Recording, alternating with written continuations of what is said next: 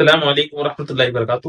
آپ نے اور میں نے توبہ کا لفظ بار بار سنا ہے، اور اللہ تبارک و تعالیٰ نے قرآن مجید میں بھی ارشاد فرمایا وَتُوبُوا إِلَى اللَّهِ جَمِيعًا کہ تم توبہ کرو۔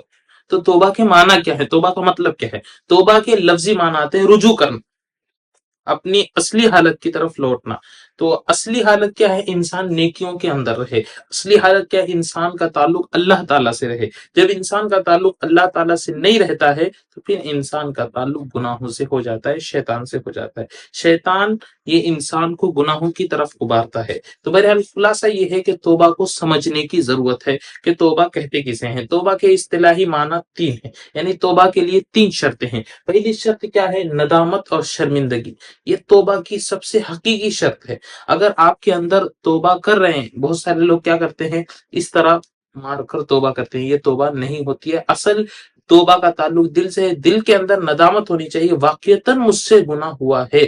تو اگر شرمندگی ہے، ندامت ہے تو توبہ ہے، ورنہ توبہ نہیں ہے۔ توبہ کا نام ضرور ہے۔ نمبر دو پر ہے گناہ کو فی الحال چھوڑ دیں۔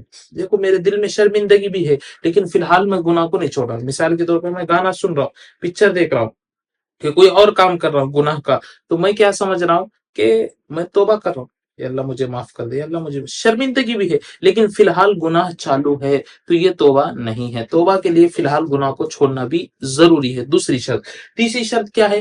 آئندہ گناہ نہ کرنے کا پختہ ارادہ۔